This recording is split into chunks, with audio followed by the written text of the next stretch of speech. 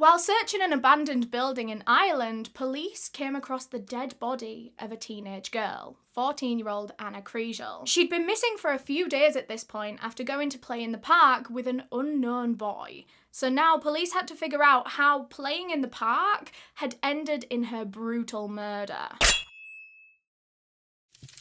So today's video is going to be part 2 of the Ana Kriegel case. If you didn't catch part 1, you kind of need to watch that one first, otherwise this one won't make any sense. I'll leave it linked up here. You can go and catch up with that one and then come back over to here and we will continue the case together. But quickly, before we get into the case, I do just want to thank our sponsors for making this video possible, Magellan TV. They have been my absolute favourite documentary streaming service for literally years now. The main reason being that they actually add between 15 and 20 hours of content every single week, which is perfect for true crime fans like me and you that feel like we've rinsed every other streaming service of every documentary they've ever made. Magellan TV seems to never run out of them. One of the new releases that I caught recently was called Bomb Squads, and this is one of the most interesting documentaries I've ever watched because I've always found the concept of a bomb detonator as a job to be really interesting. It's about a team of D-miners that go out into conflict zones where there's wars and stuff, and they go and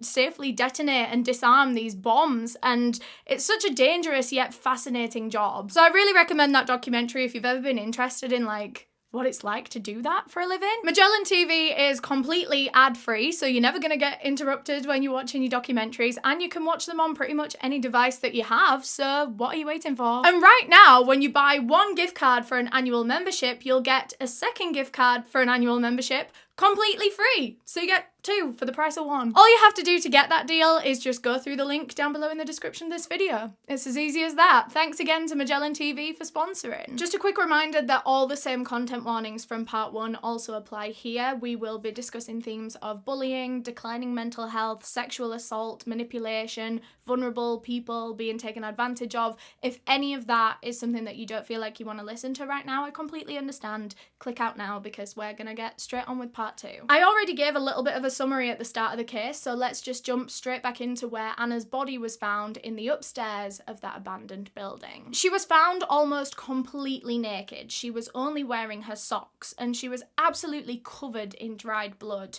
The officers could tell just by looking at her that Ana Kriegel had been subjected to a horrific, brutal attack. At first, police actually thought there was a piece of material draped over Anna's face, but on a closer look, they realised that it was actually just her hair that was all matted with dried blood in it. She had blue tape around her neck when her body was found, and actually 3 of her fingers were found pushed underneath it as if she was trying to get herself free from it. Most of the injuries that she had sustained were to her head and her neck and kind of her chest as well. They were later identified in her autopsy to be blunt force trauma wounds, so it was confirmed that Anna was beaten very, very severely, and with some kind of heavy weapon as well. And police actually found said murder weapon in that room. In fact, they found 2. There were 2 weapons used on her. There was a big, a meter-long stick with 2 nails in either end, which just sounds like a torture method, to be honest.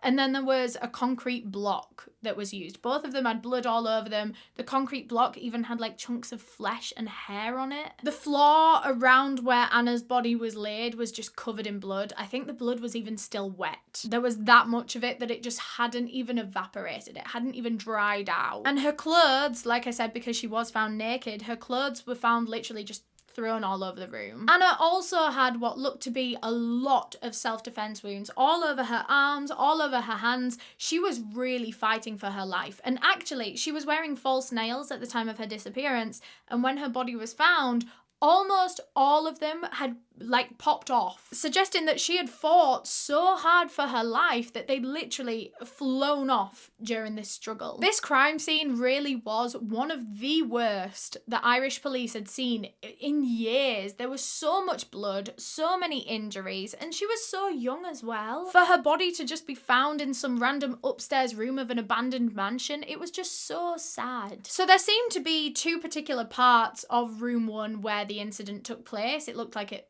had kind of moved halfway through. The first of which was pretty much as soon as you enter the door, there was a big pool of blood right in the entryway, and then there was another one over where Anna's body was eventually found by the window. It was suggested that Anna's attacker probably started attacking her as soon as she entered room 1, but eventually moved her over to the window where there was a little bit more light, where it was coming in through the cracks in the boards on the windows so that they could see what they were doing to her as they were attacking her. And it was there where Ana Kriegel was murdered, and her body was just left in this abandoned house for days until police eventually found her. So her body was taken for an autopsy where she was found to have over 50 separate injuries. Her eye socket was fractured. She had extensive hemorrhaging to the soft tissue in her neck. Her jaw was fractured. Her cheekbone was fractured. She had a huge laceration to her cheek, among many other things. There were so many injuries to this girl that I could barely sit here and read them all to you. But something else that was discovered during this autopsy was that Anna had been sexually assaulted as part of this ordeal. I mean, police had already theorized that she had because she was found naked, but to get this confirmation, still, it just felt awful that this 14-year-old girl had been through hell and back. But as they were investigating this sexual assault element to the crime, they realized that it wasn't quite as clean cut as like, yes, she was raped, or no, she wasn't, because, I mean, okay, so let me just explain, actually. There had been signs of an attempted penetration, so they actually had no idea to what extent Anna had actually been sexually assaulted. There was no way of knowing from looking at her body because there weren't any clues there, really. Her autopsy was able to place Ana Kriegel's time of death around 45 minutes after she left the house. So she leaves the house with this boy that she don't really know, boy B, and then 45 minutes later she is murdered and sexually assaulted. But that also means that she probably never even read those text messages that her mother was sending her, telling her to come home and all that kind of stuff. She was probably in the middle of her ordeal as her mother was texting her. So now the Irish police are left to deal with probably the worst murder they'd had in recent years, and the two prime suspects for this case were two 13-year-old boys.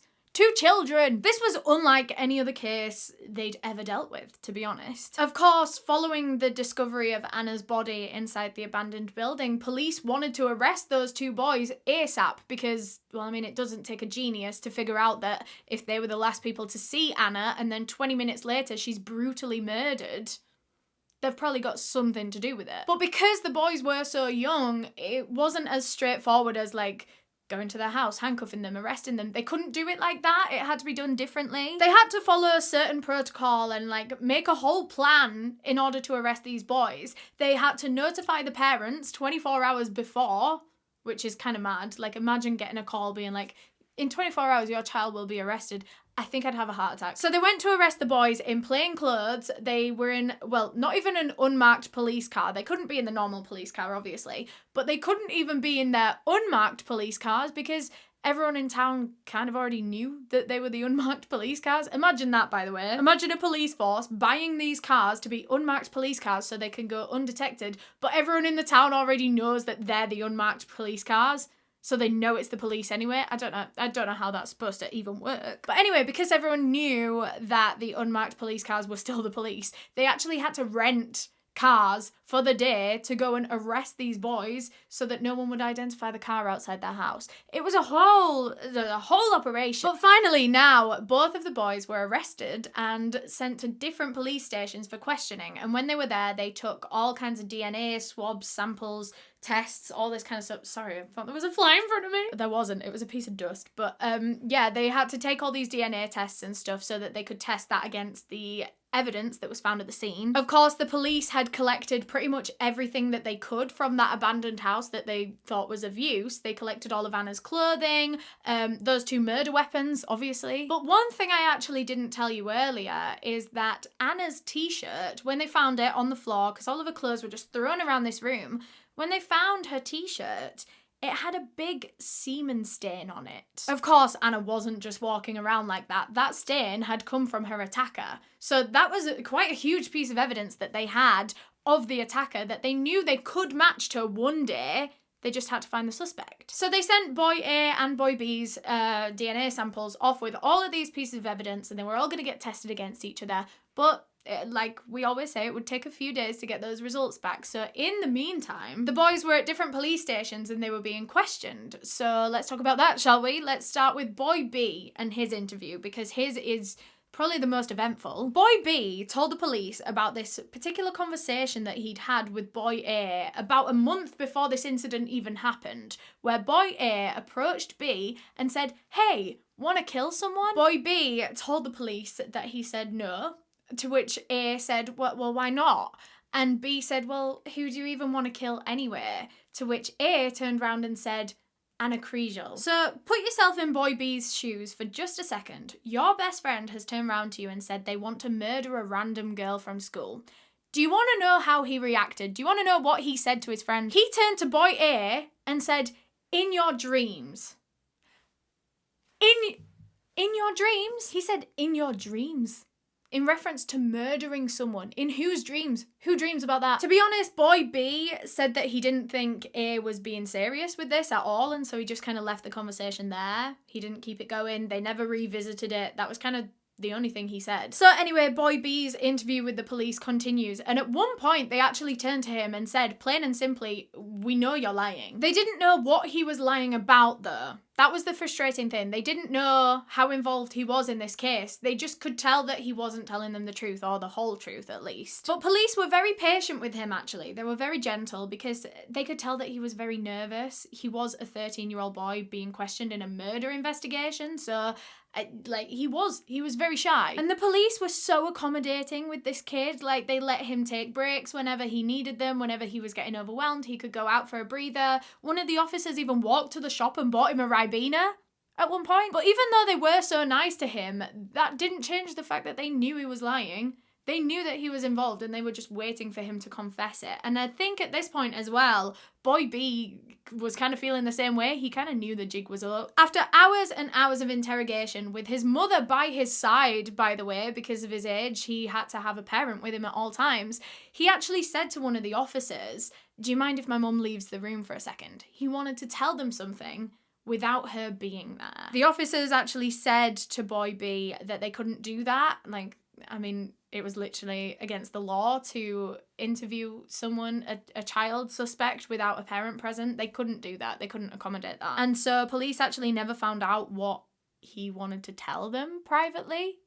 And it was on maybe day 2 of these interviews. Oh, by the way, because the boys were so young, I don't think they could put them in a cell, but obviously they needed to hold them at the police station. So they actually brought beds for them and their mothers into the offices, and they slept in a police station office. Not a cell, an office overnight. So it was day 2 of these interviews, and the officers presented boy B with some damning evidence.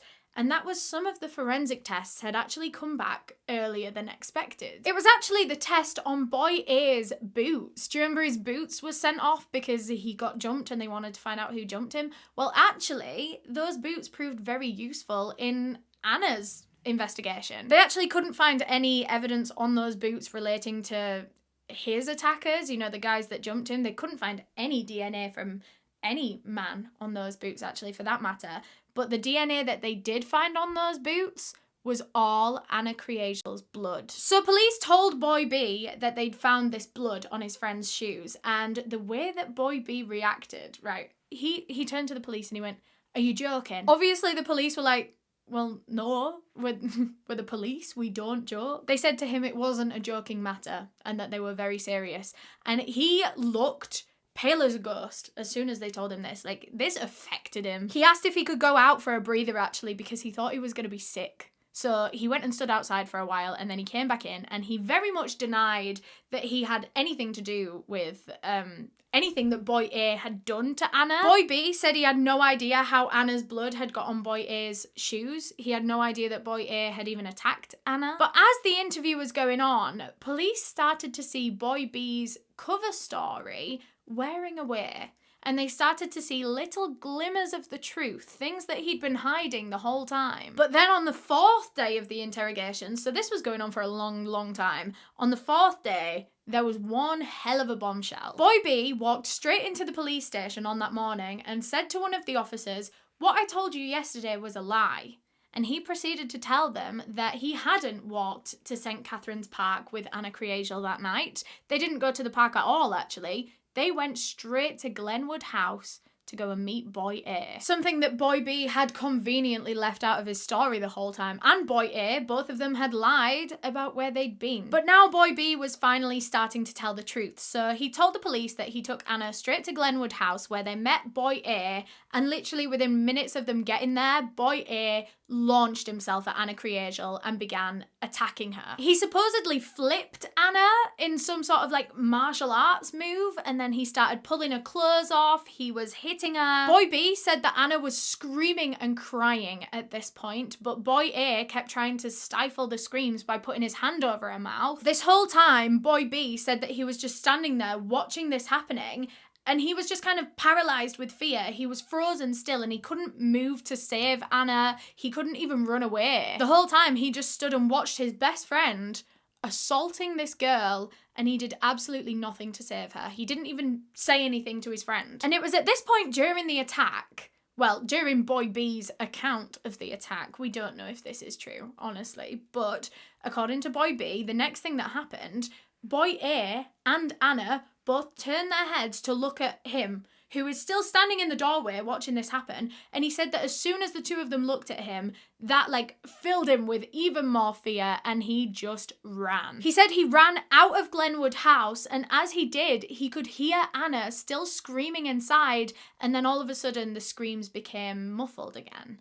It was as if Boy A had put his hand over her mouth once again. Boy B said that that was all he could tell police once again, because after that he just ran straight home. He was so scared that he didn't even tell anyone anything. Boy B insisted to the police that he had no idea that Boy A was gonna murder Ana. He didn't think he was being serious. He didn't know what Boy A's plan was, but he definitely didn't think it was murder. But I would just like to call his bluff there for a second. He literally told the police at the start of this interview 4 days ago that he had had a conversation with his friend where Boy A had specifically said that he wants to murder Ana Kriegel. So I don't know how Boy B can even say this. He obviously knew what Boy A wanted with Ana on that day. He knew what he was luring Ana into. When Boy B knocked on her door that day, he knew exactly what was going to happen to her. And he did it anyway. So now that Boy B was finally talking a little bit more openly about this case, police felt like they could probably squeeze a bit more information out of him, and so they decided to print off all the crime scene photos and present them to him and just see what his reaction was, see what he said about them. And he was actually very startled to see one of the pictures of Ana's body when she was found and she had that tape on her neck, because he said he recognised that tape. Boy B said that it was his father's tape that he'd actually borrowed from the garage that same week and lent it to Boy A so that Boy A could fix one of his toys at home. So Boy A was in possession of that tape when it ended up around Ana Kriegel's neck. Meanwhile, of course, at the same time that this is going on, Boy B's questioning, Boy A is also being questioned at a different police station, and he has no idea that Boy B has started to tell the truth, and so Boy A is very much still sticking with the original story that they met Ana in the park and he let her down gently and then he went home to do his homework or something. Obviously, the police knew that it was all crap. They knew that he was lying to them because they'd already got the forensic evidence of his boots back that had her blood all over them. But the evidence was actually even more damning than that. Even more than just having blood on your shoes. They got a blood analyst in to actually look at the blood pattern on the shoes, and they could tell from that Boy A was the one inflicting the injuries on Ana because of the way that the blood had splashed on him. So it was just even worse. He couldn't even say that he was just there and he just got blood on him because the shoes proved that he was the one beating her. And the police told him this. The police presented him with this information. As soon as they got those tests back from the lab, they were like, look, her blood is on your shoes. We know that you did this. And he was just like, no, I didn't. No, I didn't. I don't know how he can deny it when it's in front of him, literally in black and white. But he did, somehow. Police could just tell that they weren't gonna get anywhere with boy A in his questioning. He was not backing down. Boy B backed down pretty quickly. I'm not gonna lie. But boy A, not going anywhere. Police knew that they needed to get some evidence some other way, and so they decided to go and search both of the boys' homes to see if they could find any clues in there. To be honest, I'm actually quite surprised that they didn't do this earlier on. It might have taken them a while to get like search warrants and stuff, but as soon as they did this, it was like case closed because they found so much in those boys' rooms. So in boy A's bedroom, he had this closet, and right at the back of this closet was a backpack that has since come to be known in this case as the murder kit. So you can imagine what was inside. There was a homemade Halloween mask in there. There were shin pads, knee pads, and some gloves. All of these items were seized and sent for forensic testing, but you know, take a few days to get the results back. They seized both of the boys' phones, and they didn't really find anything at all on boy B's, but boy A's, God, was that a different story. So they found that he had quite an interest in like dark, scary things, which like, well, look at me and you sat here talking about true crime. I like, obviously being into dark things and horror things is not an indicator that you are a murderer. And the police knew that, but it did kind of tell them a lot about boy A's character, because a lot of his search results were about a lot of deep, dark things like torture methods, like the 15 most gruesome torture methods in history, which I've watched those kind of videos before, I'm not gonna lie, I'm very interested in that, but he was watching a lot of these. He was also very into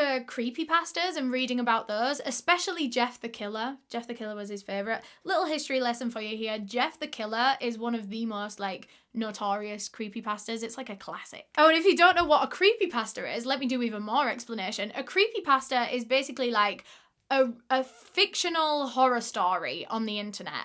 It's like an urban legend, like a horror legend. They're not real. They're not real stories. Think Slenderman. Slenderman was a creepypasta, probably the most famous creepypasta. It's not real, but it's a horror story, an urban legend that people talk about as if it is real. But yeah, like I said, boy A was particularly fascinated with Jeff the Killer, and if you're not versed on your Jeff the Killer lore, then I'll tell you a little bit more about him. So Jeff the Killer starts out in this story as just a normal boy. He's like a 13-year-old boy, which, by the way, side note, probably why boy A connected with this story so much. He could probably relate to Jeff the Killer. So Jeff was a normal boy, but then he started getting bullied by these 3 boys who threw lighter fluid on him and set him on fire. Remember, this isn't real, just in case you get upset, it's not real. He was left with a really disfigured face. Like, don't Google it, 'cause the pictures, they're obviously fake, but the pictures are creepy as hellfire. And from that point on, his like disfigurement actually turned him mad.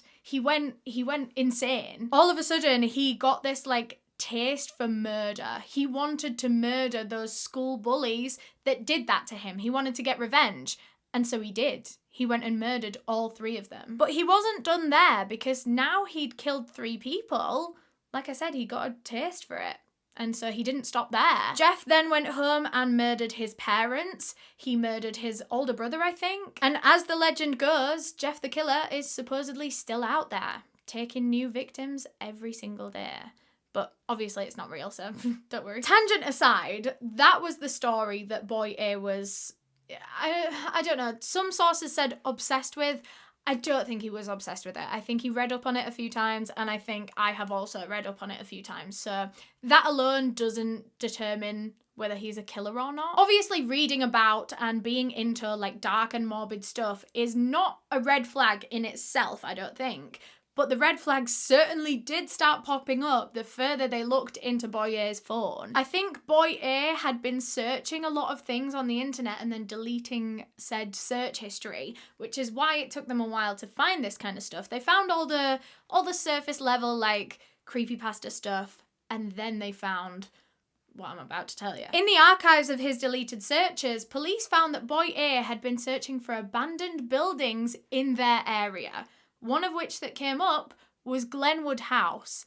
and he'd clicked on it and he'd been reading about it. That was the only thing that police found on his phone that directly linked to Ana Kriegel and her murder, obviously being the location that her body was found. But they found a whole load more stuff on his phone, even if it didn't directly link to her. And to be honest, it actually gets worse from here. Much, much worse. 10 times, million times worse. This 13-year-old boy had been searching for all kinds of illegal pornography, like torture porn, different kind of rape porn, bestiality, horse porn specifically. He was even looking up child porn, which he is 13, so he is a child himself. Some of the news sources that I read said that the children were younger than him, but other sources said that they were girls around the same age as him. So I don't know, that is what it is. I know I've reiterated this probably about a million times in this case, and you're probably sick of hearing me say it, but let me remind you, this boy was 13. 13 years old, looking for torture porn and bestiality. I don't even think I knew what those things were at 13. So, all of that is what was found in Boy A's bedroom. His phone, the murder kit, all of that kind of stuff. But with Boy B's house, the searches weren't quite as fruitful. There was one thing they found in Boy B's house that was somewhat interesting. It was a list of a load of boys' names, and his name was on it, and so was Boy A's. And it seemed that this was a list for a satanic club. And I say that very lightly because remember they were 13-year-old boys and like, I don't think it was actually anything serious. I think they were just being like rebellious little kids that were like, oh, Satan, me. But on this piece of paper with all the members' names, it also had a bunch of rules that this satanic club went by. And these rules were, don't talk about the club, act normal like nothing happened. That's an exact quote, by the way. Anyway. No talking about Jesus or God. Only Satan. But yeah, like I said, police didn't really think too much into this. They didn't think it was anything serious or like actually satanic. They thought it was just a bunch of school kids that were just like, I don't know, they learned what Satan was and now they want to be rebellious. So right now, police have a lot of evidence against these two boys. Actually, that's a lie. They have a lot against Boy A, but actually nothing against Boy B. They don't have any physical evidence to say that Boy B was involved in Ana Kriegel's murder. We'll talk a lot more about that later on, but I think it's just important to keep in mind. There's no evidence against Boy B right now. The only evidence that they have against him actually is his own words, the things that he has said in his interviews, but there's no physical connections there at all. Police felt like they needed that little bit more evidence before they could charge these boys and take them to trial. But luckily for the police, all the results from the forensic tests were coming in now. The first result that they got back was of Boy A's murder kit, the backpack with the Halloween mask, the shin pads, knee pads, blah, blah, blah, pads, all the pads. And every single thing in that bag, the inside of the bag, the inside of the Halloween mask, the gloves, the shin pads, knee pads, all of it had Ana Kriegel's blood on them. And her t-shirt that had the semen stain on it, what do you know? That semen stain came back as a match to Boy A. And with that, police finally had all the evidence they needed to charge Boy A and Boy B with the murder of Ana Kriegel. They were actually the youngest people in the history of the Republic of Ireland to ever be charged with murder. Ever. And because the boys were so young, a lot of adaptations were made to the trial process, just like they were to the arresting process. So one of the adaptations that was made was that the boys were allowed their parents next to them. They were allowed to sit next to their parents, and for a lot of it, they were actually holding their mother's hands. I think that really hammers in how young these boys were, that they were sitting at their own murder trial holding mummy's hand. And for a lot of the trial, whenever people would look over, at certain points, they'd be like resting their head on their mum's shoulder, as if they weren't at their own murder trial. Everyone just said it was so bizarre to see children so young in these circumstances. Like, they'd never seen anything like this. Some of the other adaptations that were made, Eleanor went on a tangent again. The judges in the trials weren't allowed to wear their wigs or their robes, you know, the usual judge get-up, because they feared that it would intimidate the boys. The murderers, the kids that are charged with murder. The boys would have to be snuck in through the back entrance or the side entrance of every courthouse they went into, just to avoid like media, obviously, because they were trying to protect these boys' identities. But actually, a lot of the media were banned from being there. Only the reliable sources were allowed in. And I don't know who that is. I don't know which ones.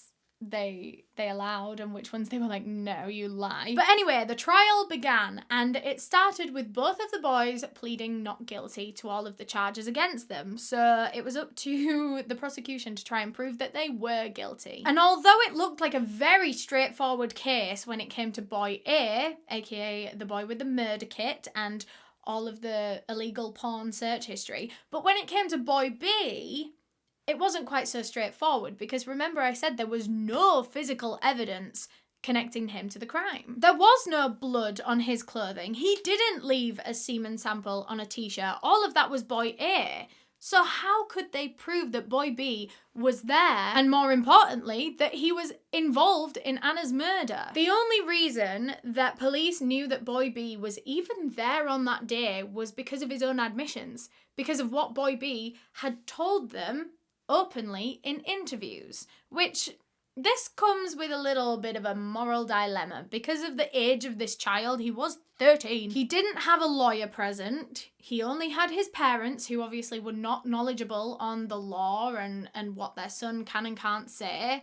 And so a lot of people think that boy B didn't really have a fair chance here. I mean, legally, everything was sound. It wasn't like the police did anything wrong. They didn't question him illegally without a lawyer there. It was completely optional, I think. So, like, yeah, they were allowed to use the interviews in the trial, but a lot of people felt really weird about it. Like, a lot of people felt like they shouldn't be able to use those interviews in the trial. With such a lack of physical evidence, people actually felt really weird that boy B had even been charged with murder at all, because there was no evidence to say that he murdered anyone. I mean, obviously there were his own admissions and the things that he'd said in his interviews, so maybe does that not more sound like an accessory to murder or something like that?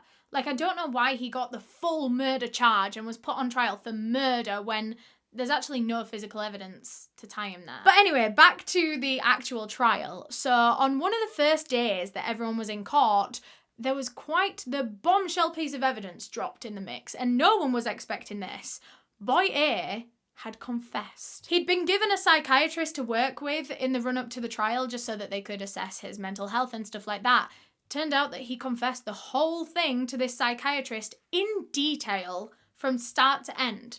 The whole murder. Boy A said that he started by choking Ana Kriegel, and then he saw that big piece of wood with 2 nails in it and he thought, perfect. So he grabbed it and started beating her with it. He ended up dropping that weapon for some reason and instead picked up the concrete block, the second weapon, and started beating her over the head with that. That was the weapon that he eventually used to murder Ana Kriegel. Boy A denied all of the sexual assault claims against him, all of his sexual assault charges. However, remember the autopsy said that penetration was attempted. So pathologists do believe that he was trying to rape Ana Kriegel that day, but something got in the way. And so he decided not to actually rape her, but instead to masturbate over her body and then ejaculate onto her t-shirt.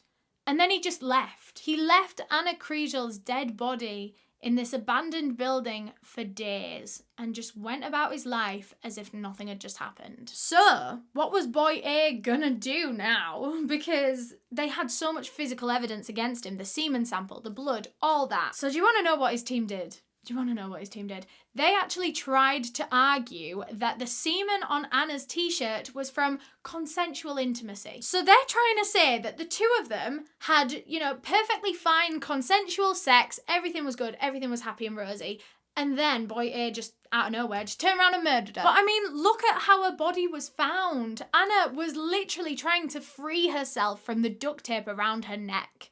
It certainly doesn't look consensual. Also, I just thought I'd take this opportunity to remind you that Boy A told the police right at the start of this investigation that he wasn't attracted to or interested in Ana Kriegel. His original cover story was that he was meeting her in the park that day to let her down gently because he wasn't interested. So how could this meeting have gone from leave me alone, I'm not interested in you, to hang on a minute, let's go have consensual sex in that abandoned building? Personally, I'm not buying that. So eventually, after a 7-week trial, the jury went to deliberate. But before they did, Boy B's lawyer actually stopped them, and he was like, wait, let me just do a little speech. He urged the jury to be open-minded when it came to Boy B's verdict. The lawyer reminded them that the manslaughter verdict was still on the table. Yes, Boy B was charged with murder, but they didn't have to find him guilty or not guilty. They could go for the alternative, which was manslaughter. If they believed the lack of physical evidence to be enough of an issue,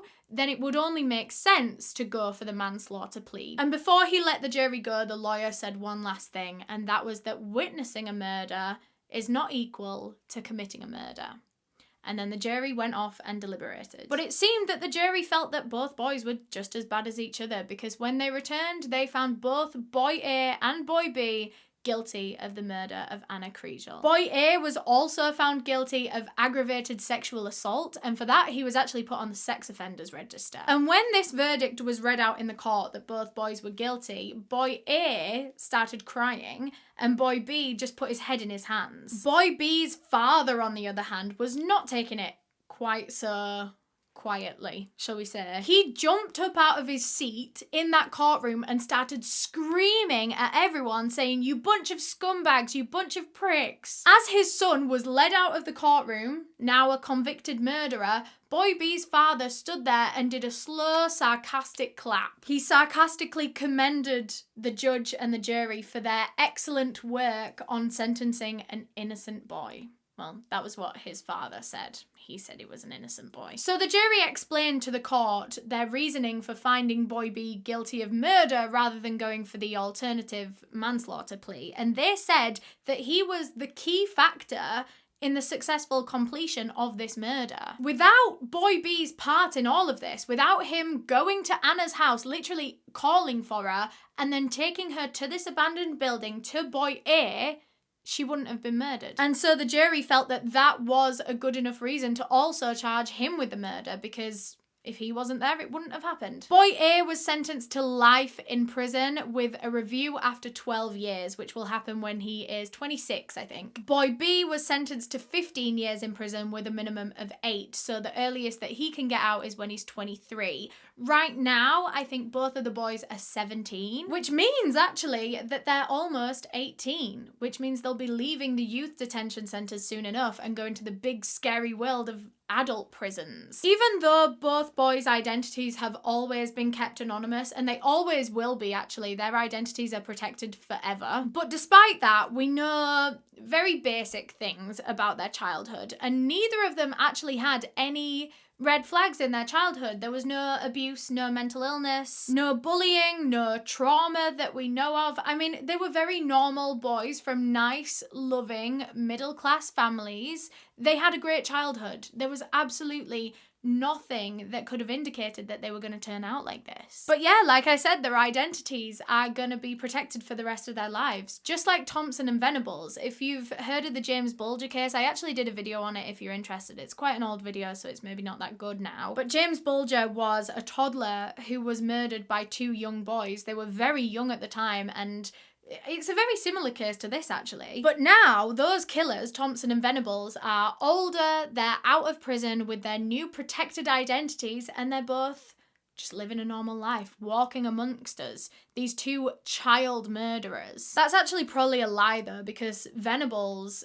is a repeat offender. He's always in prison for, like, child porn and stuff these days, so who knows, he's probably actually not amongst us. But Thompson, I've actually read somewhere, I can't remember where I read this, so maybe don't quote me on it, but I've read that he's married with kids, and his wife actually knows who he is, which is scary. And it's scary to think that these 2 boys might be walking amongst us in, like, 10 years' time, less than. Following the boys' sentencing, Geraldine and Patrick Kriégel released a victim statement, and I don't normally read these in my videos, but this one was particularly hard-hitting and I do kind of want you to hear it. They said, "Life without Anna is no longer a life, nor is it even an existence. It is a misery that we must endure for the rest of our lives." They also read out a paragraph that Anna had written when she was about 11 or 12, just before she went up to secondary school, and it was talking about all her hopes and dreams for the future. It read, "My hope is to go to Paris University, just like my dad. I would like to get married too. Not sure if I want any babies. Well, not yet anyway. I hope that I have a good life. I hope that everyone I meet will be nice. And that last sentence is the most heartbreaking thing I've ever read in my research of a case ever. That girl was so innocent and so full of love. All she ever wanted to do was be someone's friend. She just seemed like such an incredible little girl, and it's such a heartbreaking case is this one. But that is all I have for this case. Thank you so much for watching, and thanks again to Magellan TV for sponsoring this video. Remember, when you get one gift card for an annual membership, you'll get another one completely free. It's buy one get one free. All you have to do is go through the link down below in the description to claim that offer. A huge thank you to all of my channel members for supporting me and helping decide the cases that I cover, especially my tier 2 members whose names are all on screen right now. If you want to become a channel member, you can click the link to do so in the description, or you can click the join button if you're on a desktop. But yeah, thank you so much for watching this video. If you enjoyed it, you'll also enjoy this one. I'm gonna pick you one out that's kind of similar to this one, so hopefully that's your thing. Or you can just subscribe to my channel because I post this kind of content all the time. Okay, bye bye.